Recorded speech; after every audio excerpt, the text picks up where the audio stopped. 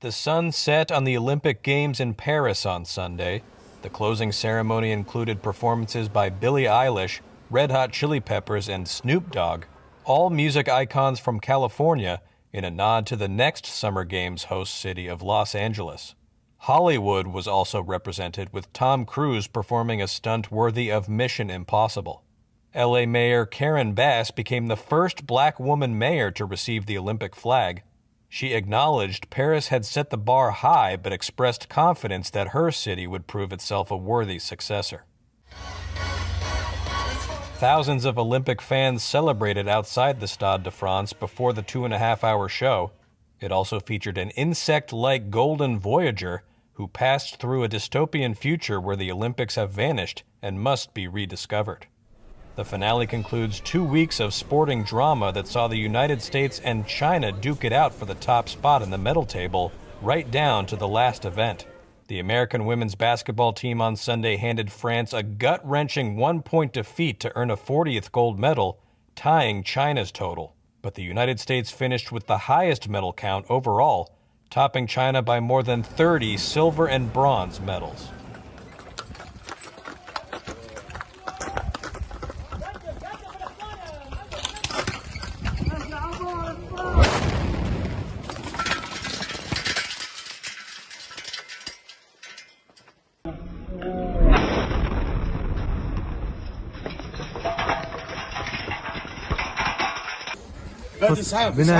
بناية سكنية في هذا المكان في حي الشيخ رضوان.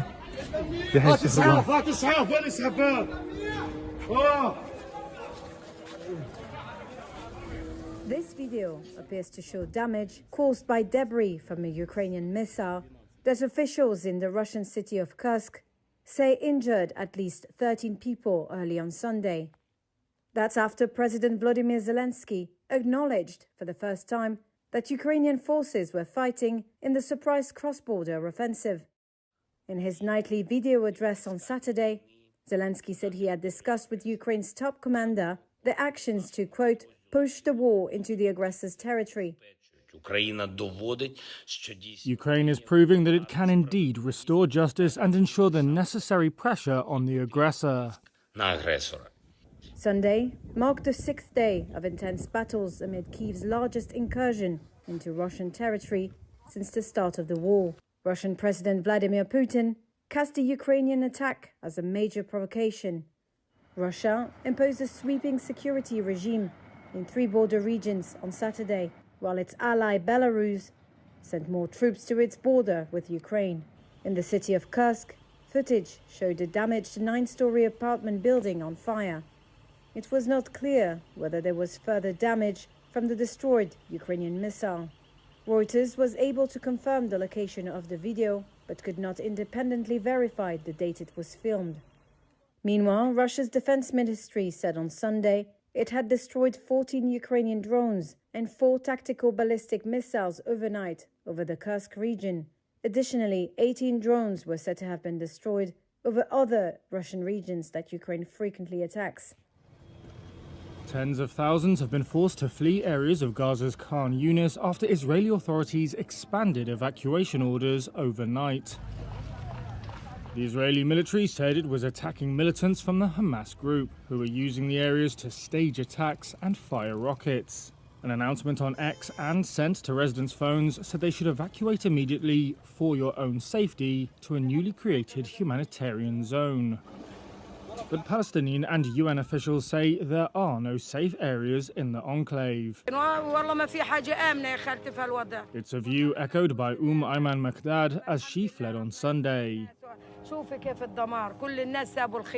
Look at the destruction. Everyone has left their tents and the situation is really bad. Where are the countries? Why they leave us alone like that? The children who are being torn to pieces are not to blame. And ruin everywhere. Gazans also complain they've been forced to move multiple times. This man is saying it's the 12th time he's had to flee since October 7th. That was the day Hamas militants stormed into southern Israel, killing 1,200 people and taking 250 hostages, according to Israeli tallies. Since then, nearly 40,000 Palestinians have been killed in the Israeli offensive, the Gaza Health Ministry says. In Khan Yunis, the evacuation order covered districts in the center, east and west. That makes it one of the largest such orders in the 10-month-old conflict, and comes just 2 days after tanks returned to the east of the city. Later on Sunday, an Israeli airstrike near the market at the center of the city killed 4 Palestinians and wounded several others, medics said. Lines of smoke rose from areas where Israeli planes carried out attacks in the eastern and western parts of Khan Yunis. Residents said 2 multi-floor buildings were bombed.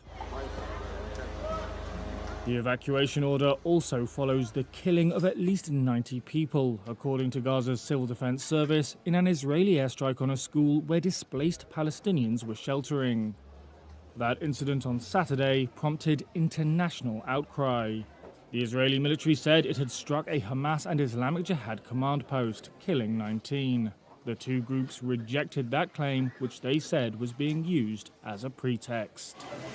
And it is my promise to everyone here, when I am president, we will continue our fight for working families of America.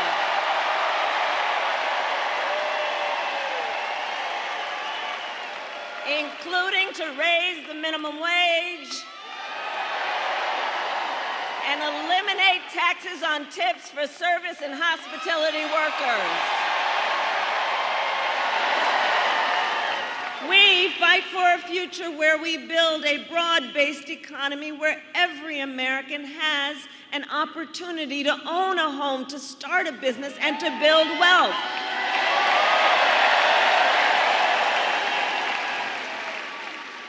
We believe in a future where we lower the cost of living for America's families so they have a chance not just to get by, but to get ahead. Vice President. Ugandans raced to dig out potential survivors after a deadly landslide in the capital Kampala on Saturday. The city's authorities said children were among the dead and that the rescue effort was still ongoing. Heavy rainfall caused sections of a landfill to collapse on Friday, covering nearby houses, according to local media. Onyengo Ofumbi says he witnessed the incident. We hear something like when he passed away, he burst like blood. After we start seeing people, they are running up and down. Then soil come from where they are putting Kasasro. It's sloping down with the people, cars. Kampala capital city authorities said government and Red Cross personnel were searching for bodies at the site. Patrick Onyengo is a police spokesperson. We managed to rescue about 10 who are rescued alive. They are at Mulago Hospital and St. Stephen Hospital. We expect more people to still be buried down, and that's why we have brought in earth-moving equipment to try and retrieve the dead bodies which are still down.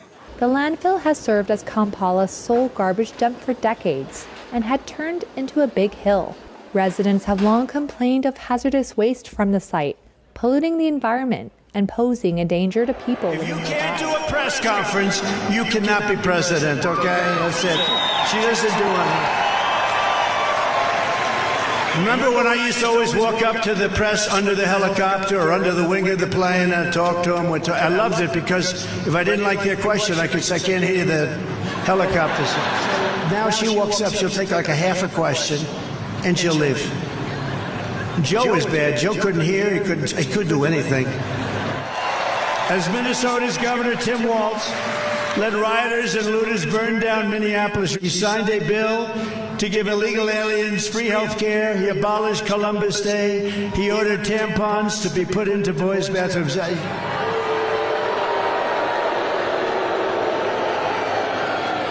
Do we have any children here? Please close your ears.